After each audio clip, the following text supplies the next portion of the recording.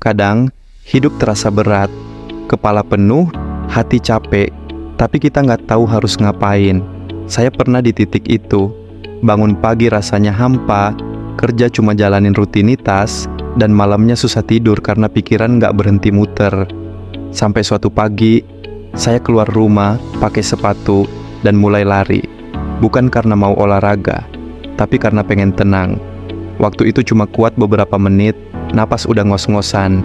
Tapi setelahnya, entah kenapa saya merasa lebih ringan, seolah semua beban di kepala berkurang sedikit.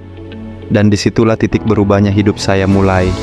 Awalnya, saya pikir lari cuma soal fisik, tapi ternyata lari itu tentang menemukan diri sendiri.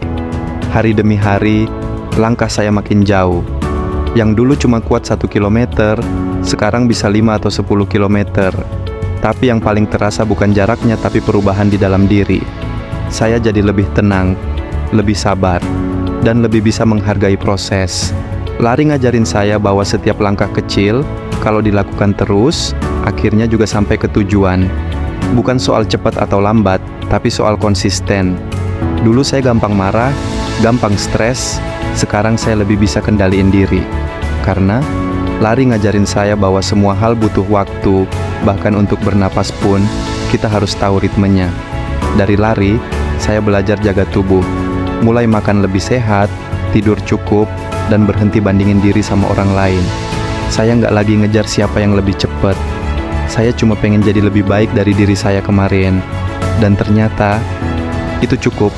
Sekarang tiap kali saya lari, saya bukan cuma ngejar jarak, tapi juga keheningan di kepala saya sendiri. Ada rasa damai di setiap langkah, karena saya tahu, saya sedang bergerak menuju versi terbaik dari diri saya. Lari bukan cuma soal keringat dan otot, tapi soal keberanian untuk mulai, disiplin untuk bertahan, dan kebanggaan saat kamu sadar, kamu udah nggak sama lagi seperti dulu.